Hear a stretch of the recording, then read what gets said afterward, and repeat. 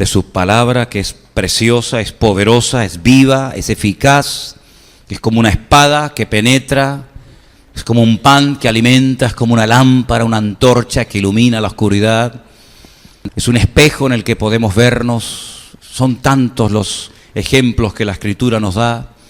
Y por eso en esta tarde, Señor, queremos que cuando se predique y se exponga tu palabra, todos y cada uno de los que estamos aquí podamos escucharla con alegría, pero también con suma reverencia y temor, Señor, sabiendo que eres tú el que hablas a nuestras vidas a través de tu preciosa palabra. Gracias por este tiempo precioso que hemos tenido, donde hemos cantado, hemos expresado nuestra adoración a ti.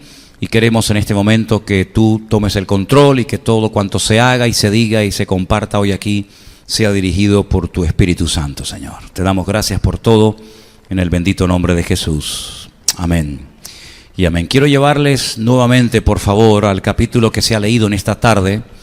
La porción, si recuerdan, era Mateo, capítulo 21.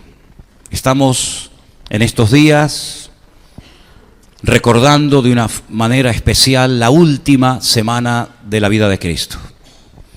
Es una lástima que una semana en la que se recuerdan cosas tan bonitas y tan importantes se haya plagado y se haya llenado de idolatría, porque nada más lejos de la realidad. Dios odia, Dios aborrece la idolatría.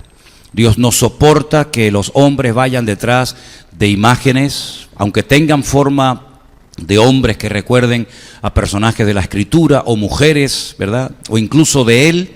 El Señor aborrece la idolatría y la prohíbe tajante y categóricamente en la Escritura. En todas las Biblias del mundo podemos encontrar los famosos 10 mandamientos, y no solamente en los 10 mandamientos, sino que cuando leemos la Escritura nos damos cuenta de que a Dios no le agrada que si quieres adorarlo a Él a través de otros dioses, a través de otras imágenes, intentes acercarte a Él. Si quieres servirle, no sé si es así o no, pero si quieres servirle, si quieres conocerle, vete directamente a Él. Él no necesita intermediarios. Él mismo dijo: venid a mí, los trabajados y cargados, que yo os haré descansar. No te desvía a un santo, no te desvía a una persona, sino que Él te dice directamente: ven a mí. Ven a mí, si estás trabajado, cargado, deprimido, desorientado, confundido, etcétera, etcétera, ven a mí directamente y tú y yo arreglamos lo que tengamos que arreglar. Es más, la Escritura dice que no hay mediadores, no hay otros medios, no hay otros intercesores entre Dios y los hombres más que Él. Él es el único que puede interceder delante de Dios Padre por nuestra vida. Así que, repito, es una lástima que esta semana en la que estamos recordando cosas tan importantes como su entrada triunfal en Jerusalén, como su muerte, su resurrección, su ascensión, el nuevo pacto, etcétera, etcétera, pues se haya plagado de idolatría. Y lamentablemente vamos a ver en estos días en televisión y por las calles, vamos a ver cómo gente hace unos esfuerzos tremendos cargando unos pesados tronos, creyendo que esa es la forma correcta de adorar a Dios. Y yo vengo hace muchos años diciéndolo, pero se ve que no llega el mensaje o no quieren hacer caso. Hermanos, esos tronos tan pesados, si les pusieran unas rueditas en las 4 esquinas, sería mucho más fácil moverlos. Sería mucho más cómodo. No sé cuánto pesa un trono de eso. No sé si hay alguien aquí que en algún momento participó de cargar esos pesados tronos que dice que tienes que llevarlo con tu cerviz. Pues oye, con unas rueditas, estas típicas que se le ponen a los andamios, los podrías sacar y mover. La rueda fue inventada hace muchos siglos. Es una lástima que algunos todavía no se hayan dado cuenta de que no hace falta cargar esos tronos. De hecho, no hay que cargar esos tronos ni con ruedas ni sin ruedas. Porque el Señor no hay que cargarlo, es Él el que nos carga y el que nos lleva a nosotros. Gracias a Dios que hemos salido de esa oscuridad y de esa auténtica ignorancia, porque es tremendamente lamentable ver a miles, por no decir millones de personas, detrás de imágenes de talla, de oro, de piedra, de plata, de bronce o del material que sea, creyendo que están dándole culto al Dios eterno y al Dios vivo y verdadero, cuando la Biblia dice: al Señor tu Dios adorarás y a Él solo honrarás y servirás. Cuando la Biblia dice que no tenemos que hacernos imágenes de talla ni de lo que está arriba en el cielo, ni abajo en la tierra, ni aún debajo de la tierra. No podemos adorar ese tipo de imágenes y de esculturas. Yo sé que forma parte de, digamos, del folclore nacional, yo sé que forma parte de la tradición y de la cultura, pero como dijimos hace poco, hermanos, no es la cultura la que nos tiene que dirigir, sino es la palabra la que nos tiene que dirigir. Y la palabra es muy clara y categórica en esto. Y Él no permite que se adore su nombre y su persona a través de imágenes de talla. Yo espero que todo esto ustedes lo tengan bien claro, no lo estoy simplemente diciendo por si alguien todavía tiene la duda de que pueda adorar a una virgen, a un santo, a quien sea, y al mismo tiempo a Dios. No te confundas, no te montes tu cristianismo a tu manera porque te vas a equivocar. Gracias al Señor tenemos el manual, y en el manual, en las Sagradas Escrituras, en la Biblia, tenemos lo que a Dios le agrada y lo que a Dios no le agrada. Y de lo que estoy hablando no le agrada para nada al Señor, en absoluto. Más bien todo lo contrario. Ahora bien, en el capítulo 21 del Evangelio según San Mateo, se nos relata una historia muy interesante que curiosamente es una de las pocas historias que la cuentan los 4 evangelistas. Sabéis que, por ejemplo, hay cosas que Juan cuenta que Mateo ni las toca, ni las menciona, o viceversa, o Lucas, o Marcos. Sin embargo, la entrada triunfal de Cristo en Jerusalén se menciona en Mateo 21, en Marcos capítulo 11, en Lucas capítulo 19 y en Juan capítulo 12. ¿Qué significa el hecho de que Jesús entrara triunfalmente en la ciudad de Jerusalén? ¿Saben ustedes que Jesús aproximadamente cuando tenía unos 30 años de edad, comienza su ministerio público? Hasta los 30 años de edad prácticamente no tenemos información, salvo algunos pequeños detalles. Es realmente a la edad de 30 años cuando él arranca y se da a conocer públicamente, se va al río Jordán, lo bautiza Juan el Bautista, posteriormente se va al desierto de Judea por aproximadamente 40 días en ayuno y en oración, y cuando él vuelve, pues él comienza a predicar la buena nueva, la Besorá, el mensaje de salvación, el mensaje que el mundo estaba esperando que alguien lo predicara, pero que todavía no había llegado el momento de predicarlo. 3 años utiliza el Señor para preparar a sus discípulos, para sanar a centenares, tal vez miles de personas, para demostrar que Él no era un impostor, un engañador, un falso, sino que verdaderamente Él era el verdadero Mesías. Y la última semana de la vida de Cristo, antes de que lo crucifiquen, comienza con este relato tremendamente interesante de la entrada triunfal de Cristo en Jerusalén. Dice la Escritura que Él entró no caminando, podía haberlo hecho. Siempre iba caminando el Señor Jesucristo a la ciudad de Jerusalén, pero ese día se montó sobre un pollino de asno. Dice en Mateo 21, versículo 5, decid a la hija de Sión, he aquí tu rey viene a ti, manso y sentado sobre una asna, sobre un pollino, hijo de animal de carga. Si vamos a Zacarías capítulo 9, versículo 9, Zacarías es un hombre que vivió mucho tiempo antes del Señor Jesucristo. Cuando él escribe su libro, en el capítulo 9, versículo 9 de Zacarías, fíjate lo que él escribió. Tal vez él no era consciente de lo que estaba diciendo. Dice así: alégrate mucho, hija de Sión. Sión es uno de los nombres que se le da a Jerusalén. Jerusalén recibe un montón de nombres y uno de ellos es Sión. Da voces de júbilo, hija de Jerusalén. He aquí tu rey vendrá a ti, justo, salvador, humilde y cabalgando sobre un asno, sobre un pollino, hijo de asna. Así que no era casualidad que el Señor Jesucristo escogiera un animal tan humilde y sencillo como un borrico, un asno, para entrar triunfalmente en la ciudad de Jerusalén, sino que todo aquello estaba profetizado, todo aquello estaba ya escrito, todo aquello estaba ya bien organizado para que se pudiera reconocer si verdaderamente Él era o no el Mesías que el pueblo de Israel y el mundo en definitiva estaba esperando.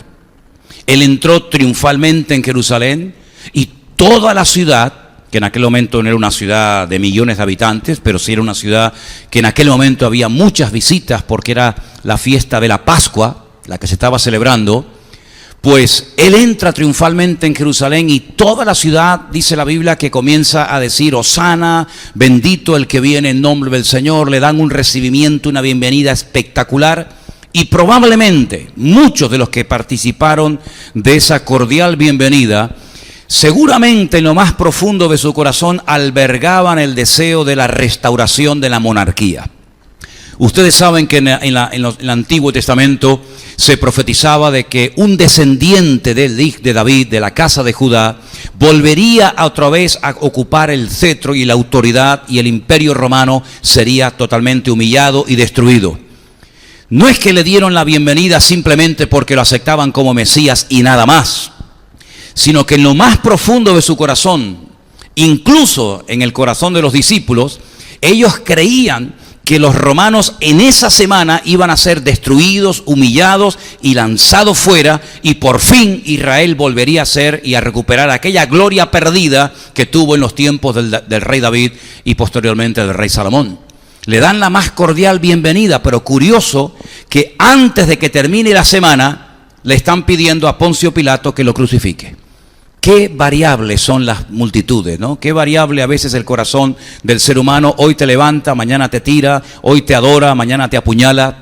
Eso lo vivió en carne propia el Señor Jesucristo. Él sabía perfectamente que toda aquella masa, aquella multitud de personas que estaban allí aclamándole y adorándole y tumbando o poniendo en el camino sus mantos y cogiendo ramas de palmera, dándole la bienvenida, él sabía perfectamente que esas mismas personas le iban a pedir a Poncio Pilato que lo crucificara. Lo sabía, pero él, a pesar de ello, entra en la ciudad y lo primero que hace, se dirige al templo de Jerusalén. Ahora, sé que la mayoría de ustedes lo saben, solamente lo recuerdo, que ese templo que visita el Señor Jesucristo, que no era la primera vez que lo visitaba, no es el templo que construyó el rey Salomón.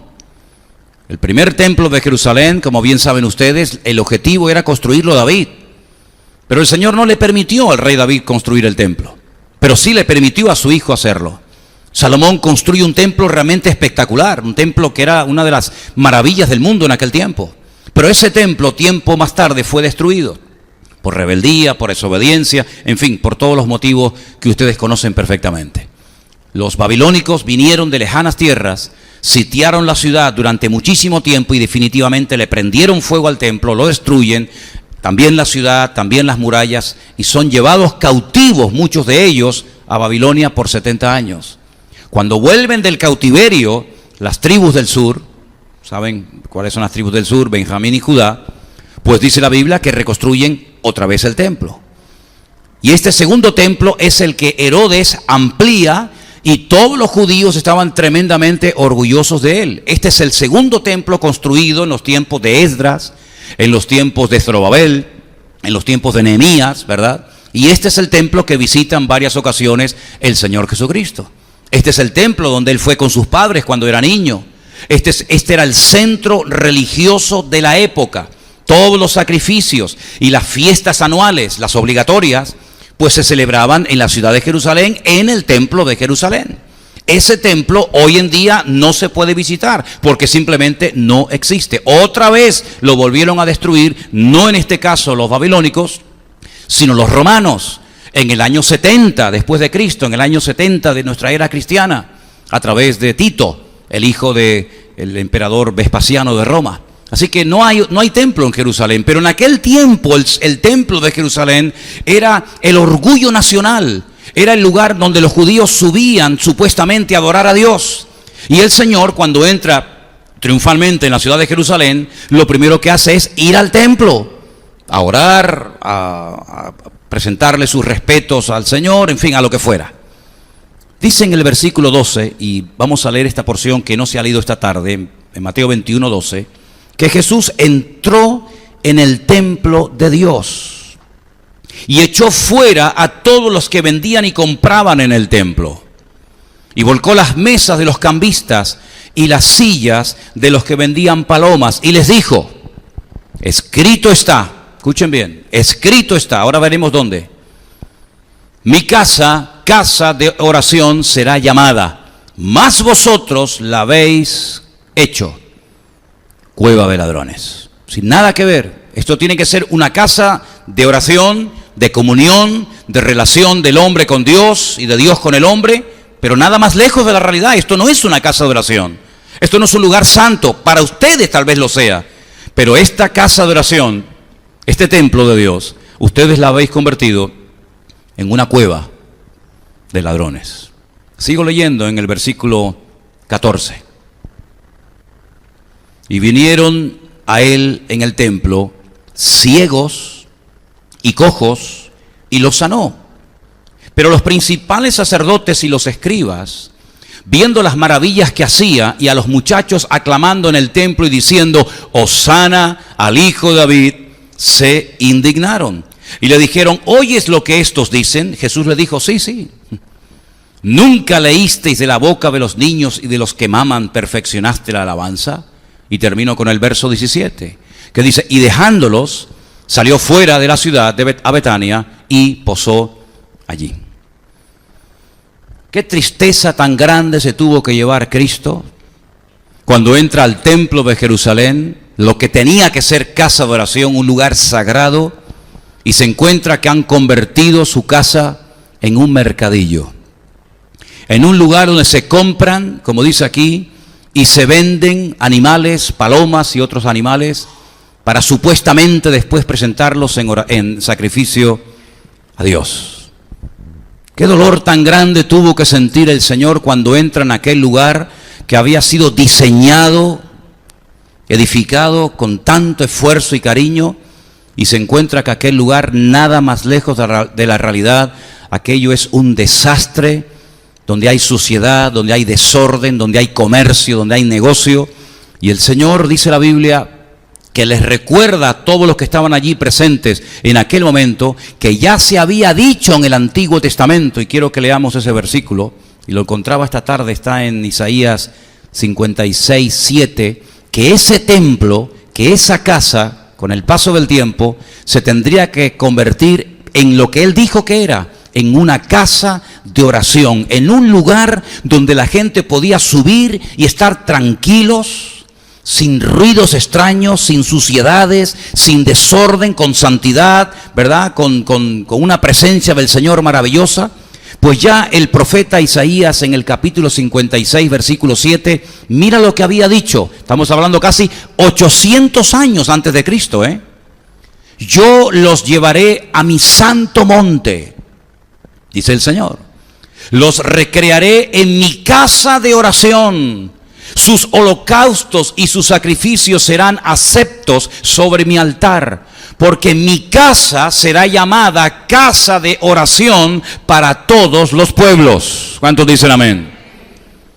Encontré este versículo, mi casa, casa de oración, será llamada para todos los pueblos, en la sinagoga más antigua de Jerusalén, la sinagoga de los Caraítas, de un rabino que se llama Obadía. Ellos sabían perfectamente que en aquel lugar no se podían hacer estas cosas. ¿Quién había permitido, quién les había dado permiso a estos cambistas, a estos vendedores de animales que cambiaban también la moneda? ¿Quién les había autorizado meterse en ese edificio santo y sagrado a hacer ese negocio? Bueno, detrás de todo esto, si estudiamos la historia secular, sabemos que estaba nada más y nada menos que Anás y Caifás, los cuales eran el suegro y el yerno. Ellos habían permitido que esos puestos, ¿verdad?, esos chiringuitos, se montaran dentro del templo, y cuando la gente venía para presentar su sacrificio correspondiente, si traía un animal, automáticamente le decían, ese animal no sirve, por esto o por aquello, quedaba descartado. Imagínate una persona que había venido caminando de lugares lejanos, que de repente el animal que había cuidado con tanto cariño y con tanto esmero, te diga un representante de Dios o de la ley que ese animal no sirve. ¿Qué haces? Tienes que comprar otro animal al precio que yo estipule, al precio que yo te diga. Era un negocio, hermano, era un abuso, era realmente algo vergonzoso que estos dos personajes llamados Anás y Caifás, representantes de Dios como tenían que ser en aquel tiempo, habían permitido a toda esta gente que entraran al templo e hicieran todo este tipo de negocio y de comercio, y el Señor no se sintió nada cómodo.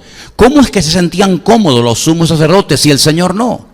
¿Cómo es que la gente subía y no se sentía mal por ver palomas y ovejas y cabras y bueyes por aquel lugar, por aquel recinto sagrado? Y el Señor Jesucristo, nada más entrar, lo primero que hace es volcar las mesas. Dice en otro evangelio que hace como un látigo con cuerdas y expulsa a esa gente de allí adentro, vuelca las mesas tumba las sillas y declara: esto no es una cueva de ladrones, sino esto tiene que ser una casa de oración. Es interesante notar cómo el hombre llega a perder la sensibilidad, a cauterizar su conciencia de tal manera que aquello que el Señor aborrece, algunos terminan amándolo, y aquello que el Señor ama, algunos terminan aborreciéndolo. Hace muchos años leí un libro donde había 5 puntos principales. Se llamaba La mente renovada.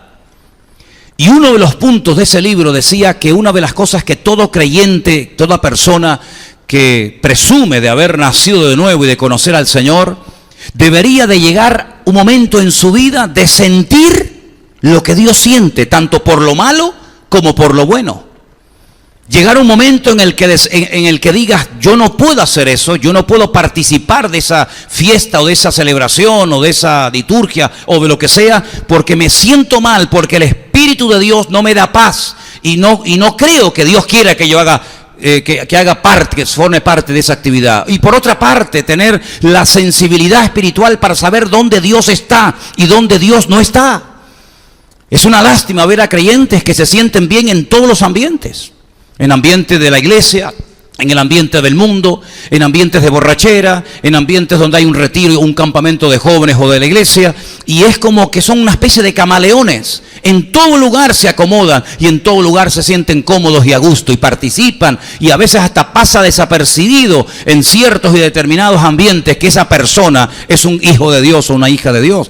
Cristo no era así. Cristo había lugares donde Él se sentía cómodo y se sentía a gusto. Pero había lugares como por ejemplo en este momento, en el templo de Jerusalén, donde Él no se sentía absolutamente nada cómodo. Es más, toma parte activa, no dice: bueno, voy a mirar para otro lado, que sigan esto haciendo de las suyas, yo voy a lo mío y entro y salgo. No. Él no va a permitir bajo ningún concepto que su casa, no nos olvidemos que era su casa, era su templo, lo convirtieran los hombres en un negocio y en un comercio. ¿Qué diría el Señor si apareciera por las calles de nuestro país en estos días y viera todo el negocio y todo el circo religioso que los hombres han montado, y muy bien, dicho sea de paso, en torno a su persona y en torno a su presencia?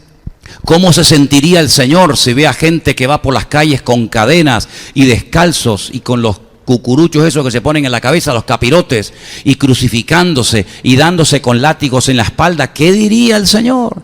¿Podría el Señor sentirse a gusto en la Semana Santa, ahora cuando saquen al Cristo de la Laguna, o cuando saquen al muñeco de Candelaria, o en la Semana Santa de Sevilla? ¿Cómo se sentiría el Señor en esta fiesta que algunos creen que son las más santas y las más maravillosas y más cristianas del año? Estoy seguro que el Señor también tomaría parte activa y por nada del mundo se sentiría nada cómodo viendo cómo los hombres otra vez, 2000 años después de Él, no terminan de aprender la historia y vuelven otra vez a negociar y a comerciar y a manipular las Escrituras. Y como me dijo una vez una persona: bueno, las imágenes no son tan malas como ustedes dicen, porque una imagen vale más que 1000 palabras. Hay que ser bruto e ignorante para llegar a esos extremos en la vida. Amén, hermanos. Ahora Jesús entró en ese templo y lo limpia. Te quiero hacer 2 preguntas. La Biblia dice que Él ha decidido ahora no vivir en templos, no vivir en catedrales ni en iglesias, sino en seres humanos. La Biblia dice que ahora somos el templo del Espíritu Santo de Dios, el cual mora, el cual vive en nosotros. ¿Estamos de acuerdo o no? Muy bien. ¿Vive realmente Cristo en tu corazón? ¿O eres simplemente una persona que va y viene a una iglesia evangélica, católica o del nombre que sea? ¿Realmente Cristo vive y mora en tu corazón? ¿Realmente Él es tu Dios y tu Señor? ¿O es un añadido más en la mochila de la vida que llevas a la espalda? ¿Es realmente el Señor de tu vida? Valga la redundancia. ¿Él ha entrado triunfalmente en tu vida? ¿Él es tu autoridad? ¿Él es el que manda en definitiva? ¿O sigues mangoneando y dirigiendo tu vida tú? ¿Es realmente Él el Señor de tu vida? ¿O es el que te ayuda cuando necesitas ayuda y después te ayuda y te olvidas y ahí te quedas? ¿Ha entrado triunfalmente, poderosamente, realmente el Señor Jesucristo en tu vida? ¿Sí o no? Porque una cosa es creer en Él, que hasta el diablo cree. Y otra cosa es tenerlo a Él dentro de nuestra vida permanentemente, sabiendo que Él vive en nosotros. ¿Cuántos dicen amén? ¿Me entienden o no? Ok, si es así, si Él entra en el templo hace 2000 años y no se siente cómodo, como habéis visto, y no se sienta a gusto, y tiene que expulsar una serie de cosas que no tienen por qué estar allí, porque hay creyentes que dicen que tienen a Cristo en su corazón y no expulsan y echan de su vida actitudes, palabras, pecados y vicios, que si el Señor viniera personalmente y te mirara a los ojos, te diría: ¿por qué si me llamas Señor? ¿Y por qué si te llamas hijo o hija mía? ¿Por qué en tu vida todavía hay cosas que no me agradan? Porque el Señor no entró al templo y miró a otra parte, sino que el Señor entró al templo y lo limpia de adentro hacia afuera. Los seres humanos, incluso en algunas congregaciones, son expertos en intentar cambiar la apariencia de la gente, en medir la santidad de la gente, y sobre todo de las mujeres por la largura del cabello o por la forma como visten. Y miden la santidad por cómo visten o cómo no visten, o cómo caminan o cómo no caminan. Y podemos cambiar. De hecho, hay gente que cambian por fuera, porque por fuera es mucho más fácil que cambiar por dentro. Pero el Señor no solamente viene, en algunos casos por supuesto que sí, a cambiar nuestra apariencia exterior, sino que viene a cambiar nuestro corazón podrido y destruido por el poder del pecado. El Señor viene a echar fuera lo que Él no permite que esté dentro. Vuelvo a hacer la pregunta: ¿cómo es posible que hay personas que se llamen cristianos y vivan en pecado? ¿Y cómo es posible que nos llamemos cristianos y digamos que Él está dentro de nuestro corazón y no nos sintamos mal por algunas cosas que hacemos, tocamos, vemos o sentimos? Ahí hay una dicotomía, ahí hay algo que no encaja, ahí hay algo que no funciona. Porque el Señor, cuando entra al templo, lo primero que hace es lo limpia. Y creo que lo primero que quiere hacer el Señor en cada uno de nosotros es limpiarnos de adentro hacia afuera. Y no decir: bueno, ahora voy al culto, pero sigo siendo un borracho, o sigo siendo un mujeriego, o sigo siendo un homosexual, o sigo siendo un ladrón, o sigo siendo... no sé, ponle el adjetivo que quiera. Yo sé que hay en algunas iglesias que se pueden hablar de ciertos y determinados pecados, pero ya parece que otros no se pueden tocar. Mira, aquí tocamos todos los palos habidos y por haber, como en el flamenco, ¿sabes? Y llamamos al pecado como Dios lo llama, pecado y punto. Y no hay ni pecado venial, ni mortal, ni blanco, ni negro, ni bueno, ni malo, sino que lo que es pecado y punto. Te guste a ti o no, porque no predico para agradar tus oídos. No predico para caerle bien a ustedes. A estas alturas de mi vida y con la edad que tengo, créame que me da exactamente igual lo que la gente diga, si le gusta o no le gusta el mensaje. La Biblia nos enseña en su palabra que cuando el Señor entró en el templo lo limpió. ¿Y cómo es posible que hay personas que no se dejen limpiar y tratar por el Señor cuando llevan años y años viniendo a la iglesia, escuchando cientos de mensajes y de predicaciones y de exposiciones de la palabra de Dios? A lo mejor no es que esté dentro. A lo mejor tú crees que lo tienes en tu vida, pero hace mucho tiempo que se mandó a mudar y no sabes ni dónde lo has perdido. Porque la Biblia nos cuenta que hasta sus propios padres llegó un momento en su vida en el que perdieron a su hijo y no se habían dado cuenta. Y cuando María le pregunta a su marido José: ¿dónde está el niño? José dice: no sé, pensé que estaba contigo. Y la madre le responde probablemente: pues yo también pensé que estaba contigo. Al final ni con el padre ni con la madre lo hemos perdido, y tienen que dar marcha atrás en una de estas fiestas que se celebraba en Jerusalén en el templo y reconocer que lo han perdido. Se han despistado, se han distraído. Uno creía que lo tenía el otro lo tenía uno, y la realidad es que el niño se quedó en Jerusalén. Cuando llegan, ¿dónde lo encuentran? En el templo, hablando allí con los sabios de la época, haciéndole preguntas difíciles y respondiendo cosas que les dejaba con la boca abierta. Y hay personas que a lo mejor han perdido la presencia del Señor y no se han dado cuenta.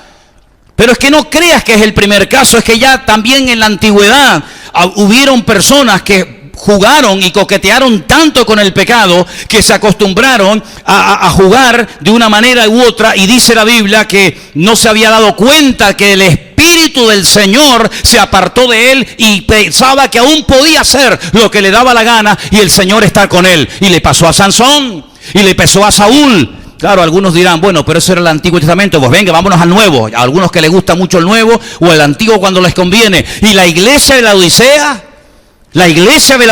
de hermanos nuestros en la fe, la iglesia de Vida Nueva en la Odisea, ¿la conocen? No, yo tampoco. La iglesia de la Odisea, capítulo 3 de Apocalipsis, no eran cristianos, no eran nacidos de nuevo, no eran bautizados en agua, no creían en el Padre, Hijo, el Espíritu Santo, igual que nosotros. Pero en vez de en Santa Cruz de Tenerife, se reunían en un lugar llamado La Odisea, en Turquía.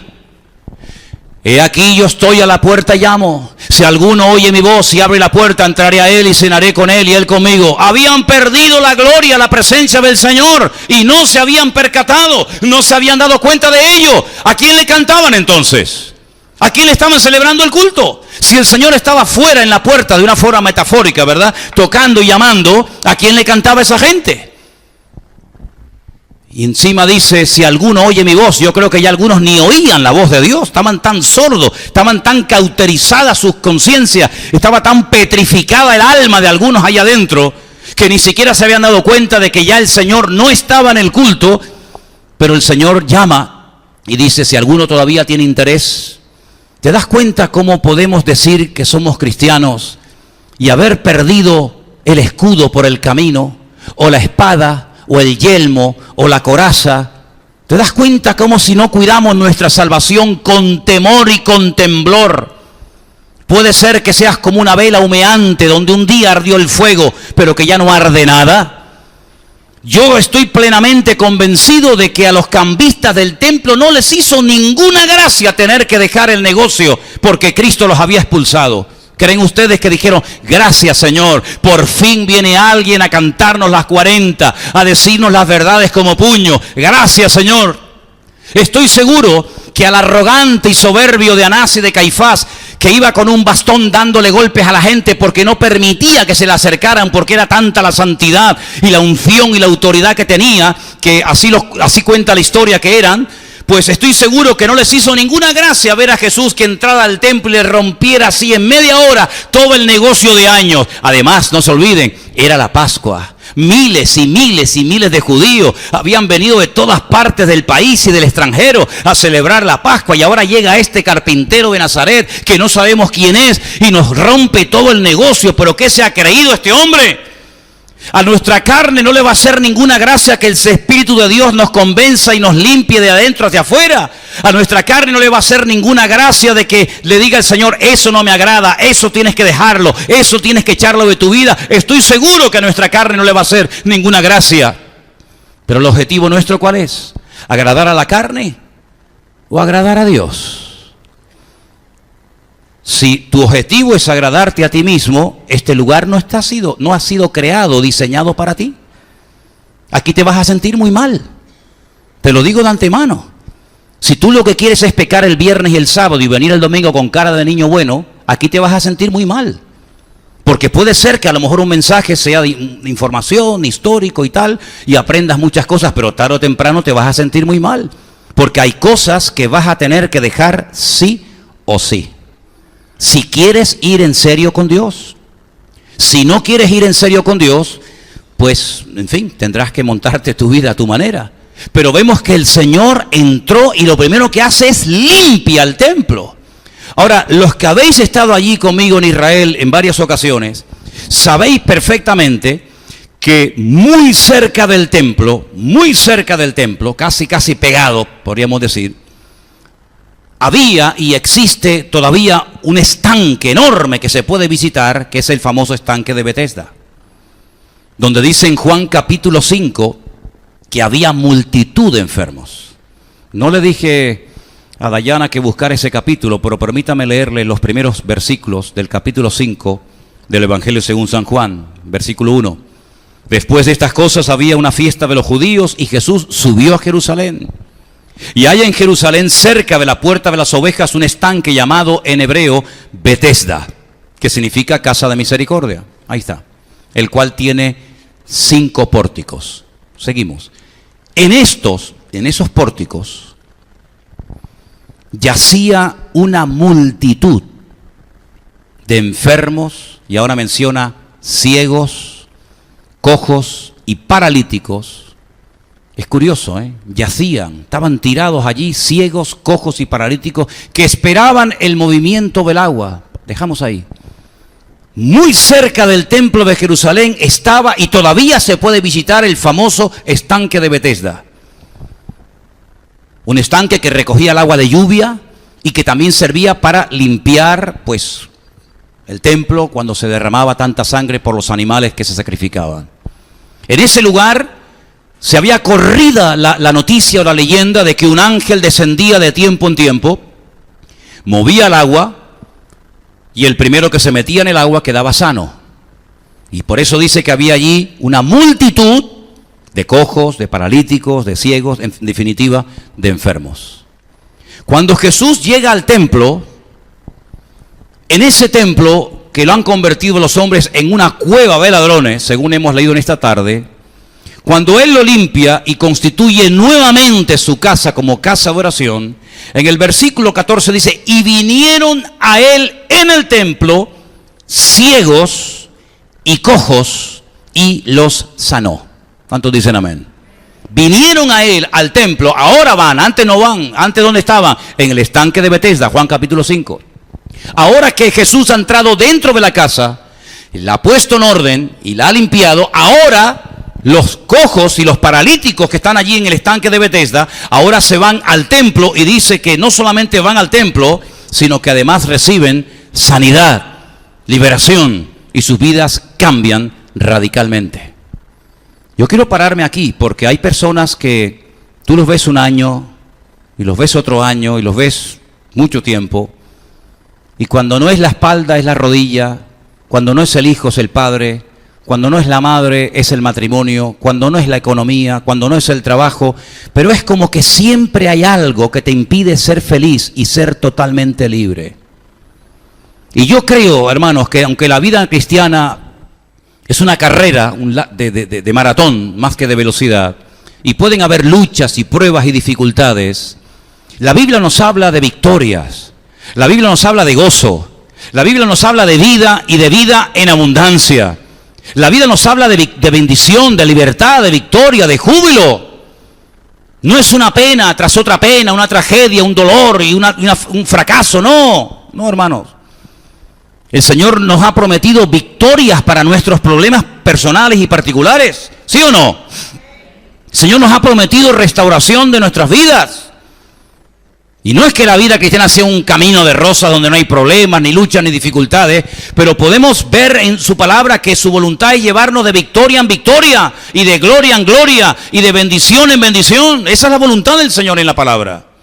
¿Por qué no iba esta gente antes al templo si lo tenían ahí a un tiro de piedra? Es que los que habéis estado allí conmigo sabéis de lo que estoy hablando. El estanque de Betesda, hermano, está a un tiro de piedra de lo que era el antiguo templo de Jerusalén. Además había distintas puertas de acceso. No tenías que rodear toda la ciudad, todo el perímetro de la muralla, que son más o menos como 4 kilómetros, 800 metros, sino que había una entrada directamente del estanque de Betesda al templo. ¿Por qué no iba la gente allí? ¿Por qué preferían estar botados como perros, esperando en aguas putrefactas en el estanque de Betesda, a que viniera un ángel y moviera el agua, en vez de irse al templo? ¿Por qué? Porque en el templo no había vida. En el templo había rutina. Como hay muerte y rutina y tristeza y vacío en la vida de todo aquel que se llama cristiano, pero que no quiere limpiar y dejar su casa tratar por la presencia del Señor. Y por eso hay gente que siempre, toda la vida, ya acabo de decirlo, cuando no es una cosa es otra, pero cuando tú le entregas tu vida al Señor, cuando tú le entregas tus complejos, cuando tú le entregas tus traumas, cuando tú le entregas tus heridas, tu pasado, tu presente, tu futuro, todo al Señor, tú puedes vivir en paz. Tú vives en paz, duermes en paz, piensas en paz, o siempre cuando no te da miedo una cosa, te da miedo la otra. Miren, hermanos, el Señor Jesucristo en este pasaje nos da un ejemplo tremendo. Él limpia un templo en lo natural, pero en lo espiritual es lo mismo. Él quiere entrar en tu vida, Él quiere entrar en tu corazón, Él quiere entrar en ti. ¿Para qué? Para limpiarte, para echar fuera de tu vida lo que no puedes echar por ti mismo, para darte el poder y la autoridad de decir, no me drogo más, no me emborracho más, no tengo por qué ser una víctima de esta atadura ¿verdad? O de algo que mis padres o mi familia practicó, sino que tú puedes ser verdaderamente libre. Porque Cristo vino a traer libertad a los cautivos y vista a los ciegos y libertad a todos los oprimidos. Ese es el Evangelio. El Evangelio no es sufre, llora, aguántate, soporta, porque esa es la cruz que te tocó llevar en esta vida. No, señor, eso lo dicen los musulmanes que no tienen esperanza. Eso lo dicen las sectas. Pero el Evangelio dice, venid a mí los trabajados y cargados, que yo les haré descansar, dice la Biblia. Eso dice la palabra. Cuando los ciegos venían a Cristo, se iban viendo. Cuando los mudos venían en su condición, se iban hablando. En otras palabras, el Señor tiene el poder hoy exactamente igual que hace 2000 años. Hay iglesias evangélicas, lo sé. De esto sé un poquito, Hay iglesias evangélicas que dicen que ya los milagros hoy en día no existen. Pero es que a mí me da exactamente igual lo que digan los demás. A mí nadie me puede decir que Cristo no sana porque Dios me sanó a mí. A mí nadie me puede decir que Cristo no liberta porque Cristo me libertó a mí. Y nadie me puede decir a mí que el poder de Dios ha menguado porque el poder de Dios no ha menguado. El poder de Dios es el mismo porque Él es el mismo ayer, hoy y por los siglos. Por lo tanto, si tú hayas entrado por esa puerta en la condición que hayas traído, tú puedes salir por esas puertas en victoria. Y puedes salir con la bendición de Dios. Y se puede dormir en paz, a pesar de que a lo mejor no tengas un buen trabajo, a pesar de que todavía no se te ha abierto la puerta que esperaba que se te abriera. Me da igual. El gozo, la paz, la bendición, la libertad del creyente no es circunstancial, no depende del ambiente, depende de tu comunión y de tu relación con Dios. ¿Cuántos dicen amén? Si tú no tienes relación con Dios, tú no puedes tener el gozo del creyente. Porque el gozo del creyente no viene porque se pega. Mira, hermano, lo que se pega es la enfermedad. La salud no se pega. Tú estás sano, tú no tienes ninguna enfermedad y te pegas a un enfermo y no le transmites tu sanidad. Eso no es así. Si fuera así, los que están sanos se van al hospital, rozan, tocan un poquito al enfermo y el enfermo se cura. Lo que se pega muchas veces es la enfermedad. Hay contagios, ¿verdad? Hay virus, hay enfermedades que se transmiten. Pero hermano, lo que tienes que hacer es acercarte al Señor, vivir cerca del Señor, conocerlo, amarlo, respetarlo, adorarlo y honrarlo. Y vas a ver cómo tu vida va a ser una vida como Dios quiere que sea. ¿Cuántos dicen amén? Qué tristeza cuando veo jóvenes tristes que parecen viejos. Qué tristeza cuando hay gente que tiene las Sagradas Escrituras en su casa y viven como atormentados, como amargados, o les falta algo, o lo que tenían era mejor. Y están en terreno de nadie. Siempre, bueno, algún día tendré lo que me hace falta, o lo tuve y lo perdí. Querido, ni puedes mirar siempre al futuro, ni puedes vivir pensando en el pasado. Es hoy el tiempo aceptable. Hoy es el día de salvación, dice la palabra. ¿Cuántos dicen amén? ¿Dicen amén o no? Ah, vale.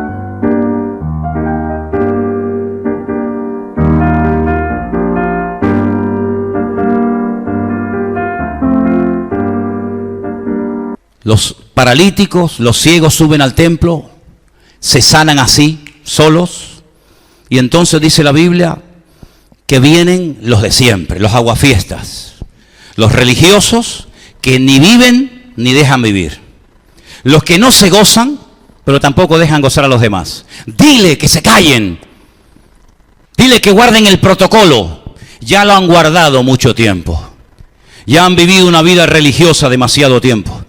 Ha llegado un tiempo nuevo, un refrigerio. Y les comienza a mencionar las Escrituras. Jesús les dice, nunca leísteis, me da la impresión de que no, de la boca de los niños y de los que maman, perfeccionaste la alabanza. ¿Has visto a un niño pequeño dormir? ¿Habrá algo que transmita más paz y más dulzura que un niño dormir? Permítame, hasta se mea de gusto el niño. ¿Sí o no? Es una cosa impresionante. El niño no duerme diciendo, a ver, las 28 de abril, ¿quién va a ganar, la izquierda, la derecha? Tendrá que pactar el PP y mañana entonces si Trump invade Corea del Norte, ay, no puedo dormir.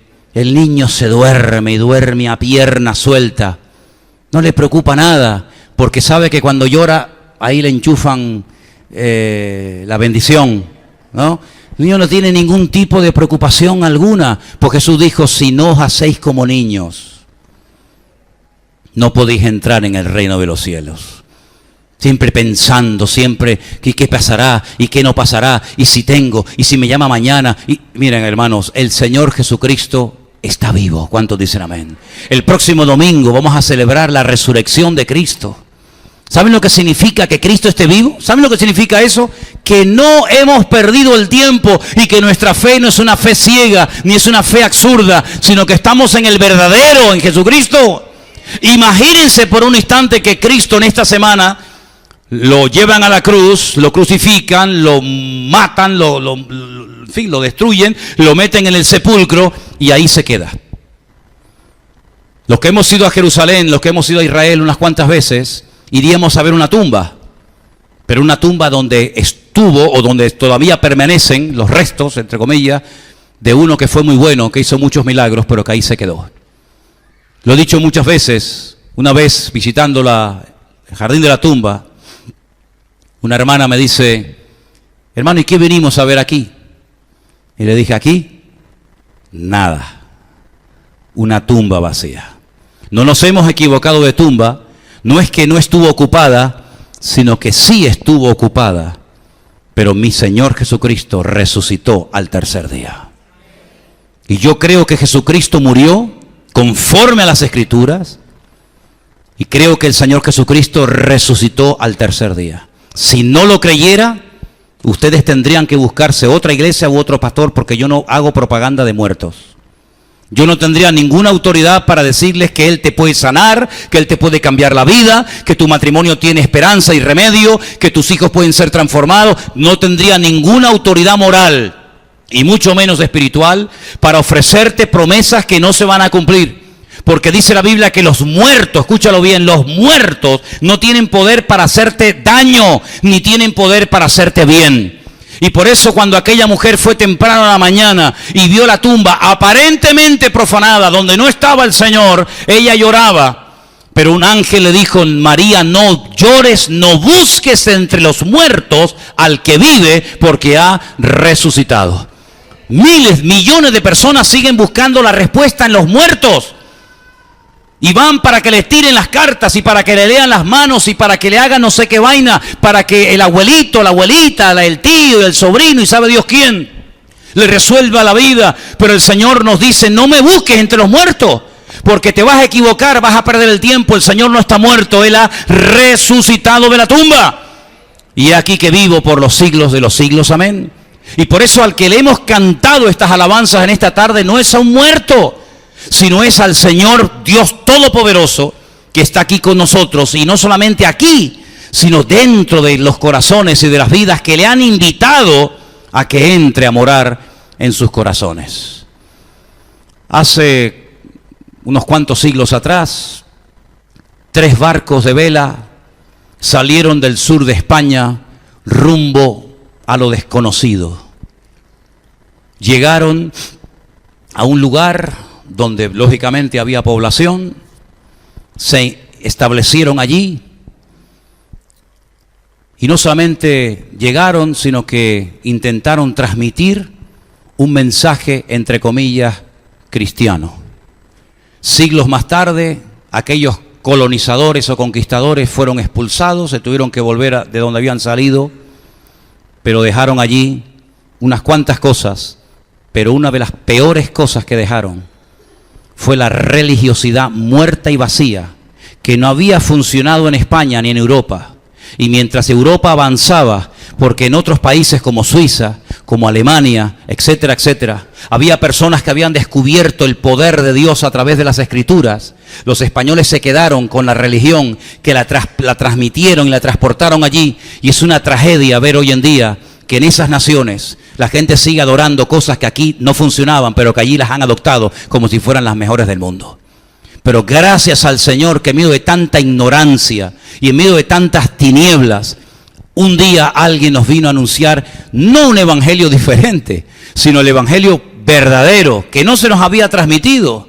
El evangelio a través de Jesucristo, no a través de nuestros méritos, no a través de nuestras buenas obras o acciones, sino a través de los méritos de la sangre de Jesucristo. Porque esa última semana de Cristo en Jerusalén se estaba celebrando una de las fiestas más bonitas y más importantes del calendario religioso, que está a punto de celebrarse ahora en Israel, si no la están celebrando ya, y es la fiesta de Pesaj, la fiesta de la Pascua. ¿Y qué se recordaba en aquella fiesta? Lo dijimos el jueves, la liberación de la esclavitud en Egipto. Fundamentalmente era eso. Pudieron salir de la esclavitud en Egipto, el faraón fue derrotado, la idolatría del faraón fue humillada, cruzaron el Mar Rojo, entraron por el desierto, finalmente llegaron a la tierra prometida y todo ese milagro, todas esas maravillas y proezas se recuerdan en estos días. Bueno, pues el Señor Jesucristo en esa época decidió subir a Jerusalén, como buen judío que era, a traer libertad, pero no a un pueblo solamente, sino a traer libertad a todas las naciones, pueblos y lenguas y tribus del mundo, a través de la sangre que Él derramaría en la cruz. Porque aquellos animales que se sacrificaban allí no podían traer libertad a la gente. Si hubieran traído, con que mataran uno ya era suficiente, pero había que matar y matar y matar un año, otro año, una generación y otra generación, y además encima, para colmo, hoy en día con la gran tragedia y dolor de que ni siquiera ya puedes presentar sacrificios, porque al no haber templo, ¿dónde rayos vas a presentar el sacrificio? Pero gracias al Señor que nosotros hemos entendido el Evangelio. Si en esta tarde entre nosotros hay alguna persona que ha sido católico, que ha sido religioso durante años, pero tú no tienes a Cristo en tu corazón, lo tienes en el crucifijo en la habitación, lo tienes aquí en la estampita en el bolsillo o en la cadena del cuello, pero nunca has invitado a Cristo a que entre en tu corazón. Este lugar se abrió hace 18 años para decirle a la gente cuál es el camino verdadero. Y el camino verdadero tiene nombre, no es Vida Nueva, el camino se llama Jesucristo. Vida Nueva predica y habla de Él, pero no es el camino. Nosotros simplemente somos un medio, un instrumento que Dios utiliza para llevar a la gente a los pies de Cristo, para que entiendan que sin Cristo no hay salvación y no hay esperanza. Pondrás la televisión en estos días, o por tu barrio o por tu calle, verás pasar a miles de personas con esos tronos. Quiero que sepas que nuestro Dios, que Dios no está ahí. No participa de esas fiestas. Aquí tenemos en el año 2 carnavales. Uno que es el del desmadre, que se acaba de terminar hace poco, y ahora viene el otro, el religioso. Es lo mismo, distinto perro, pero el mismo collar. Allí se vestían de mujeres, aquí se visten de nazarenos. Allí se vestían de travestis o de drag queen o sabe Dios de qué. Aquí se visten con otro uniforme, pero es exacto.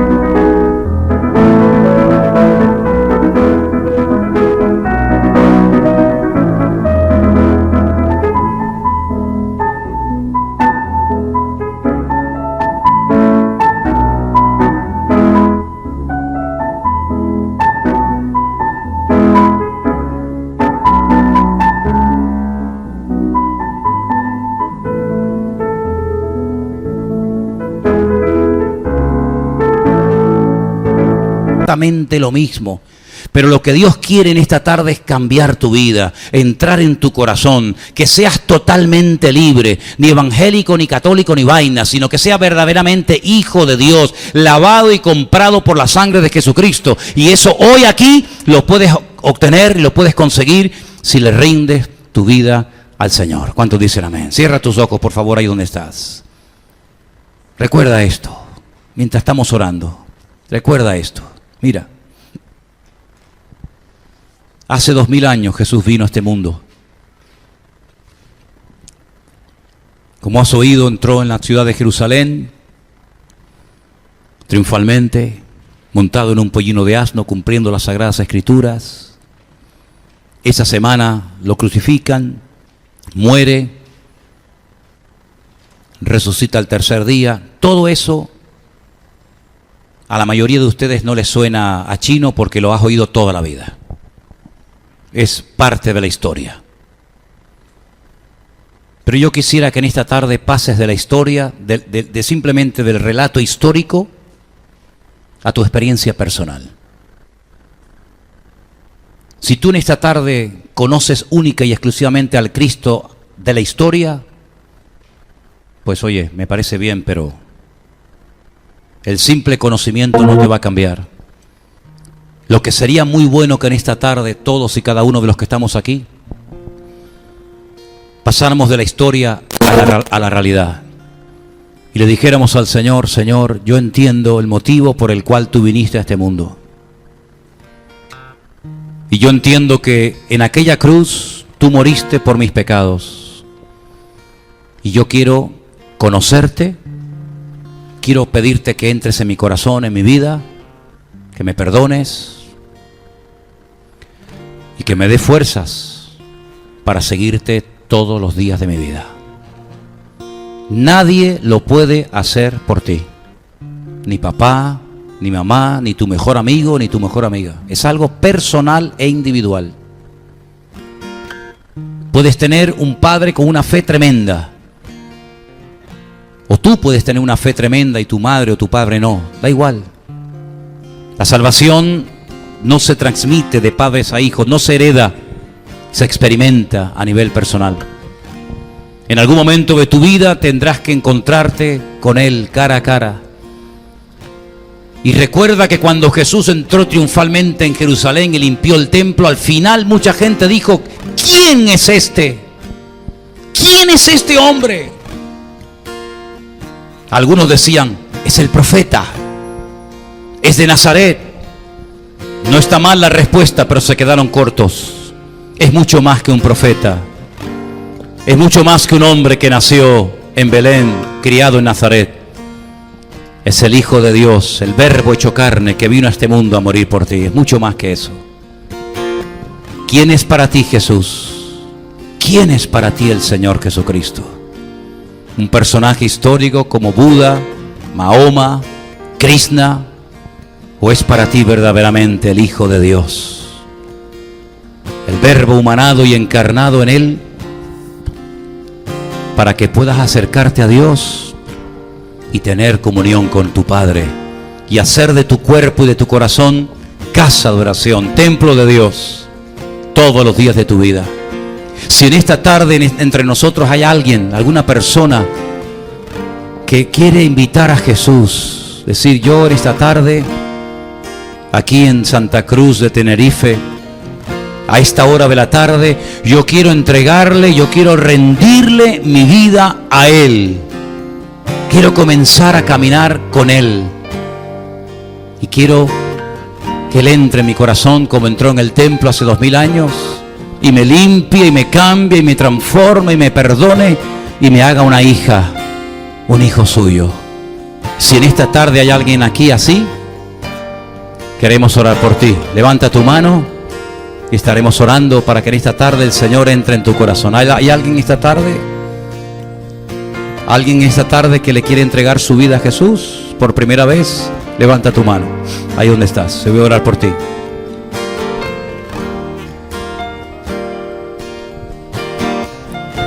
¿Hay alguien que en esta tarde le quiera entregar su vida a Jesús por primera vez? Levanta tu mano. Queremos orar por ti en este momento, aquí en esta plataforma.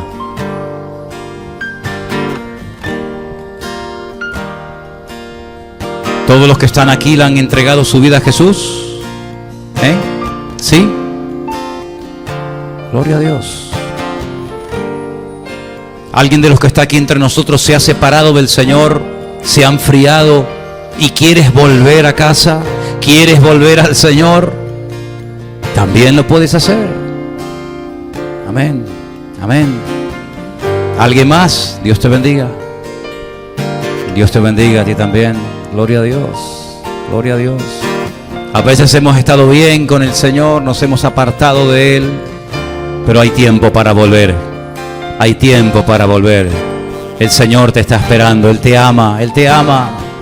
Él te quiere perdonar otra vez, te quiere restaurar y levantar.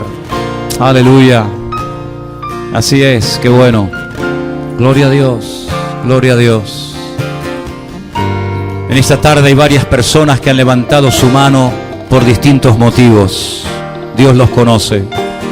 Yo quiero que ahí donde estás, por favor, le digas al Señor, Señor, dilo conmigo fuerte, Señor, yo quiero en esta tarde pedirte perdón. Y quiero pedirte, Señor, que me vuelvas a limpiar, que me vuelvas a acoger en tu casa, Señor. Que me dé fuerzas para seguirte todos los días de mi vida, dígaselo. Para seguirte siempre, cada día de mi vida, Señor.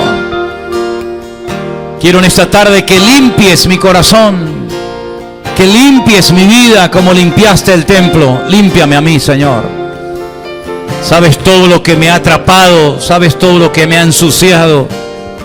Yo quiero en esta tarde, Señor, venir a ti humillado y decirte, he pecado, me he separado, me he enfriado, me he alejado de tus caminos, pero hoy quiero volver a ti, dígaselo. Hoy yo quiero volver a ti. Y te doy gracias porque tú siempre que hay arrepentimiento, siempre vas a perdonar. Aleluya, siempre, siempre. Dios siempre perdona al que es humilde y pide perdón. Al soberbio, dice, lo mira de lejos.